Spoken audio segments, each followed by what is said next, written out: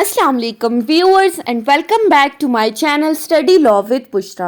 So in today's video we are going to discuss from Article 158 till Article 161 of Kanun-e-Shahadat Order 1984. But before starting the discussion, I request you all to please subscribe to my channel and don't forget to press the bell icon for latest updates. Do share this video with your friends and don't forget to comment your feedback. So let's move towards the discussion. Starting from Article 158. Article 158 basically deals with production of documents कि जिन documents को court में produce किया जाता है उनकी बात की जा रही है. सो आर्टिकल 158 की क्लॉज 1 को देखें तो क्लॉज 1 कहती है a witness summon to produce a document shall if it is in his possession और पावर. एक विटनेस को जब समन किया जाता है कि वो कोर्ट के अंदर कोई डॉक्यूमेंट प्रोड्यूस करे, अगर तो वो डॉक्यूमेंट उसकी पोजेशन में है and he brings it to the court, और वो उस डॉक्यूमेंट को कोर्ट के अंदर प्रोड्यूस कर देता है, कोर्ट के अंदर ले आता है, notwithstanding any objection which there may be to its production or to its admissibility. और अगर उस डॉक्यूमेंट को जब कोर्ट में विटनेस ले आया तो उस डॉक्यूमेंट के ऊपर अगर कोई ऑब्जेक्शन रेज हो रही है उसकी प्रोडक्शन से रिलेटेड या फिर उसकी एडमिसिबिलिटी से रिलेटेड कि आया ये डॉक्यूमेंट कोर्ट के अंदर एडमिसिबल है या नहीं, the validity of any such objection shall be decided on by the court.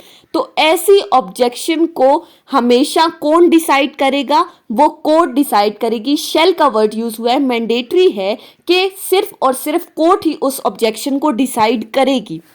Simply witness को डॉक्यूमेंट प्रोड्यूस करने के लिए कहा, वो उसकी पोजेशन में था, वो डॉक्यूमेंट कोर्ट में ले आया, अगर उस डॉक्यूमेंट के ऊपर कोई ऑब्जेक्शन रेज हो रही है तो उस ऑब्जेक्शन को कोर्ट डिसाइड करेगी. ये थी क्लॉज 1. अब क्लॉज 2 के तरफ आ जाते हैं. The court if it sees fit, court को अगर सही लगता है, इट में इंस्पेक्ट द डॉक्यूमेंट, तो वो उस डॉक्यूमेंट की इंस्पेक्शन कर सकती है, मीन्स टू से कि वो उस डॉक्यूमेंट को चेक कर सकती है, unless it refers to the matter of state.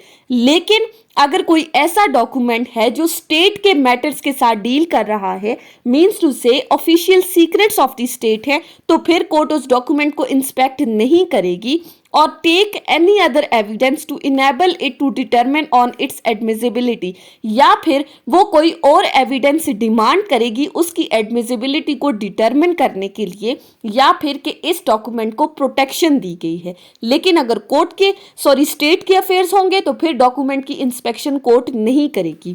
Clause 3 की तरफ आ जाएं तो क्लॉज 3 कहती है if for such purpose it is necessary to cause any document to be translated, अगर किसी मकसद के लिए जरूरी है कि उस डॉक्यूमेंट को ट्रांसलेट किया जाए कोर्ट की लैंग्वेज में, द कोर्ट में if it thinks fit direct the translator, तो फिर कोर्ट क्या करेगी? उस ट्रांसलेटर को डायरेक्शंस देगी जो उस डॉक्यूमेंट को ट्रांसलेट करने के लिए आया है, to keep the content secret, कि वो उस डॉक्यूमेंट के कंटेंट को सीक्रेट रखे. ऐसा नहीं कि वो बाहर जाकर सबको बताए कि मैंने ये डॉक्यूमेंट ट्रांसलेट किया है और इस डॉक्यूमेंट में ये चीजें मेंशन है. वो उस डॉक्यूमेंट के कंटेंट्स को सीक्रेट रखेगा unless the document is to be given in evidence, and if the translator disobeys such direction, और अगर वो ट्रांसलेटर डिसोबे करता है कोर्ट की डायरेक्शंस को, तो ऐसी डिसओबेंस की सूरत में he shall be held to have committed an offense under section 166 of Pakistan Penal Code.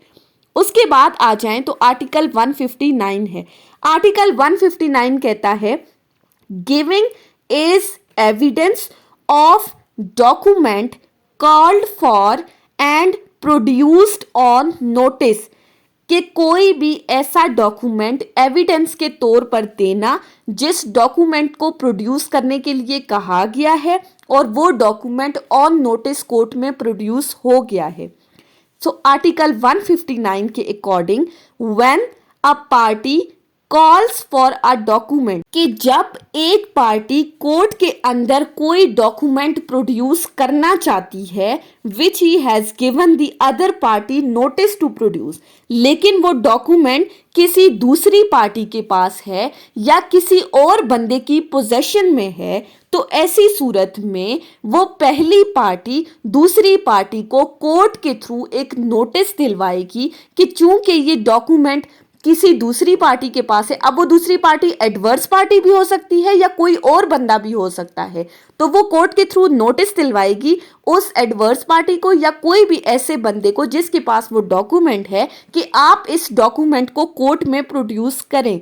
और फिर जब वो डॉक्यूमेंट कोर्ट में प्रोड्यूस हो जाता है and inspected by the party calling for its production, और वो पार्टी जिसने इस डॉक्यूमेंट को मंगवाया था वो इस डॉक्यूमेंट को इंस्पेक्ट भी कर देती है, और इंस्पेक्ट करने के बाद he is bound to give it as evidence if the party producing it requires him to do so। तो वो बाउंड है कि वो इस डॉक्यूमेंट को एज एन एविडेंस कोर्ट के अंदर जरूर पेश करेगी अगर दूसरी पार्टी कहती है तो। मतलब क्या है, एक पार्टी है वो कोर्ट के अंदर कोई डॉक्यूमेंट प्रोड्यूस कराना चाह रही है, लेकिन वो डॉक्यूमेंट किसी दूसरे बंदे की पोजीशन में है, वो कोर्ट से उस बंदे को नोटिस दिलवाती है। अब वो बंदा उस डॉक्यूमेंट को कोर्ट में लेकर आया है, पहली पार्टी उस डॉक्यूमेंट को इंस्पेक्ट करती है, लेकिन इंस्पेक्ट करने के बाद उसे लगता है कि ये डॉक्यूमेंट तो इसके फेवर में नहीं जा रहा, ये उसके अगेंस्ट है, तो ऐसी सूरत में वो जो पार्टी इस डॉक्यूमेंट को प्रोड्यूस कर रही है वो उसको बाउंड करेगी कि अब आप इस डॉक्यूमेंट को कोर्ट में प्रोड्यूस करो ही करो। उसके बाद आ जाता है आर्टिकल 160। आर्टिकल 160 क्या कहता है, using as evidence of document production of which was refused on notice.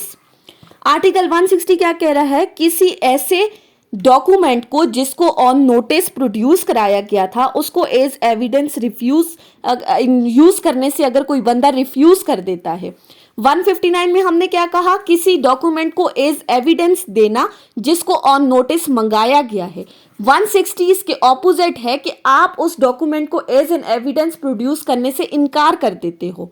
So article 160 के according when a party refuses to produce a document which he has had notice to produce, जब किसी party को notice दिया जाता है किसी document को produce करने के लिए और वो पार्टी रिफ्यूज कर देती है उस डॉक्यूमेंट को कोर्ट के अंदर प्रोड्यूस करने से after giving the notice, notice मिलने के बाद भी वो रिफ्यूज कर रही है, he cannot afterward use the document as evidence, तो फिर बाद में वो पार्टी इस डॉक्यूमेंट को एविडेंस के तौर पर यूज नहीं कर सकती जिसको प्रोड्यूस करने से उसने पहले इनकार कर दिया था। बाद में अगर उसको लगता है कि ये डॉक्यूमेंट तो उसके फेवर में था तो अब मैं इसको एज एन एविडेंस कोर्ट में दे देता हूं, तो वो ऐसा नहीं कर सकता। लेकिन इसके साथ कुछ कंडीशंस लगाई गई हैं कि अगर वो बाद में उस डॉक्यूमेंट को एविडेंस के तौर पर यूज करना चाहता है तो उसको पहले दूसरी पार्टी से कंसेंट लेनी होगी जिसके सामने उसने रिफ्यूजल दिया था, या फिर ऑर्डर ऑफ द कोर्ट के ऊपर अगर कोर्ट उसको परमिट करेगी तो तब वो उसको एज एविडेंस प्रोड्यूस कर सकता है। अदरवाइज आफ्टर रिफ्यूजल वो डॉक्यूमेंट को एविडेंस के तौर पर कभी भी यूज नहीं कर सकता। उसके बाद आ जाते हैं आर्टिकल 161 के ऊपर। आर्टिकल 161 क्या कहता है, जजेस पावर्स टू पुट क्वेश्चंस और ऑर्डर प्रोडक्शन। इस आर्टिकल के अंदर जजेस की पावर्स बताई गई हैं क्वेश्चन करने से रिलेटेड और डॉक्यूमेंट की प्रोडक्शन से रिलेटेड। सो आर्टिकल 161 कहता है द जज में, अब पहली ही लाइन में लिखा है जज में, कर सकता है, मैंडेटरी नहीं है, लेकिन वो ऐसा कर भी सकता है नहीं भी कर सकता। इन ऑर्डर टू डिस्कवर और to obtain the proper proof of relevant fact, कि किसी रेलिवेंट फैक्ट को डिस्कवर करने के लिए या उस रेलिवेंट फैक्ट से मुतालिक प्रॉपर प्रूफ हासिल करने के लिए कि आया ये रेलिवेंट फैक्ट ठीक है या नहीं, तो जज पूछ सकता है। क्या पूछ सकता है, ask any question he pleases in any form at any time of any witness or any parties। तो वो विटनेस से या फिर किसी भी पार्टी से किसी भी टाइम किसी भी चीज से रिलेटेड कोई भी क्वेश्चन पूछ सकता है चाहे वो किसी रेलेवेंट फैक्ट से रिलेटेड है या चाहे वो किसी इररेलेवेंट फैक्ट से रिलेटेड है, जज की ये पावर है कि वो कभी भी कोई भी क्वेश्चन पूछ सकता है। या फिर and may order the production of any document और थिंग, और किसी भी डॉक्यूमेंट को प्रोड्यूस करने के लिए भी वो कह सकता है। पहली बात, क्वेश्चन भी पूछ सकता है और किसी भी टाइम कोई भी डॉक्यूमेंट प्रोड्यूस करने की डिमांड भी कर सकता है। And neither the parties nor their agents shall be entitled to make any objection to such question और ऑर्डर। तो ना सिर्फ वो पार्टीज या फिर उनके एजेंट्स इस चीज के ऊपर ऑब्जेक्शन रेज कर सकते हैं, यानी कि वो ये नहीं कह सकते कि कोर्ट इनसे ये क्वेश्चन नहीं पूछ सकती या इस डॉक्यूमेंट को प्रोड्यूस करने के लिए नहीं कह सकती। And nor without the leave of the court to cross examine any witness upon any answer given in reply to any such question. या फिर अगर जज के उस पूछे गए सवाल के जवाब में दूसरी पार्टी कहे कि मैं इसको इस चीज पर क्रॉस एग्जामिन करना चाहती हूं, तो ऐसा भी वो नहीं कर सकती अनटिल एंड अनलेस कोर्ट उसको इस चीज की इजाजत दे। यानी दूसरी पार्टी आकर अपना फायदा देखने के लिए ये नहीं कह सकती कि अब इसने जज के क्वेश्चन का आंसर दिया है तो इस आंसर के ऊपर मैं इससे क्रॉस एग्जामिनेशन कर लूं। उसके बाद आगे एक प्रोवाइजो दी गई है that the judgment must be based upon the facts declared by this order to be relevant, कि जज जो अपनी जजमेंट देगा वो हमेशा प्रूव्ड फैक्ट और रेलेवेंट फैक्ट की बेसिस पर ही देगा। उससे आगे एक प्रोवाइजो है जो कि जज की पावर्स के ऊपर कुछ रिस्ट्रिक्शंस लगा रही है। जो हमने पीछे कहा ना कि वो किसी भी टाइम किसी भी जगह कोई भी क्वेश्चन कर सकता है, तो इस प्रोवाइजो में उसके ऊपर रिस्ट्रिक्शन लगा दी गई है that this article shall not authorize any जज to compel any witness to answer any question, कि इस आर्टिकल के अकॉर्डिंग जज को ऑथराइज नहीं किया जा रहा कि वो किसी विटनेस को कंपेल करे। किस चीज के लिए कंपेल करे? कि वो किसी क्वेश्चन का आंसर दे या फिर टू प्रोड्यूस एनी डॉक्यूमेंट, या फिर कोई डॉक्यूमेंट कोर्ट के अंदर प्रोड्यूस करे जिसको प्रोड्यूस करने के लिए वो इंटाइटल्ड नहीं है और उसने इनकार कर दिया है, चूंकि वो क्वेश्चन या वो डॉक्यूमेंट आर्टिकल 4 से लेकर आर्टिकल 14 के अंडर आ रहे हैं। यानी कि जो हमने प्रिविलेज्ड कम्युनिकेशन पढ़ा था, अगर जज उससे कोई ऐसा क्वेश्चन कर रहा है जिसके लिए उसको प्रिविलेज दी गई है या फिर कोई ऐसा डॉक्यूमेंट प्रोड्यूस करने के लिए कहा गया है जो कि प्रिविलेज्ड कम्युनिकेशन के अंडर आता है, तो वो ऐसी सूरत में जज उसको कंपेल नहीं कर सकता। अब ना ही जज कंपेल कर सकता है और ना ही एडवर्स पार्टी उससे इस किस्म के कोई भी सवालात कर सकती है। यानी कि जज की पावर्स के ऊपर भी रिस्ट्रिक्शन है और एडवर्स पार्टी को भी कहा गया है कि वो भी ऐसे कोई क्वेश्चंस नहीं कर सकती। नॉर शैल द जज ask any question which it would be improper for any person to ask under article 143 और 144। ना ही जज उनसे किसी किस्म के कोई इम्प्रॉपर क्वेश्चन कर सकता है। जैसे हमने आर्टिकल 143 से 144 में पढ़ा था कि कोर्ट ने डिसाइड करना है कि कब क्वेश्चन पूछने हैं कब नहीं पूछने, प्रॉपर क्वेश्चन क्या है, इम्प्रॉपर क्वेश्चन क्या है, तो जज उनसे किसी भी तरह के इम्प्रॉपर क्वेश्चंस नहीं करेगा। Nor shall he dispense with primary evidence of any document except in cases here and before excepted. और जज जब उनसे कोई एविडेंस डिमांड करेगा तो वो सिर्फ और सिर्फ प्राइमरी एविडेंस देंगे जब जज उनसे किसी डॉक्यूमेंट को प्रोड्यूस करने के लिए कहेगा।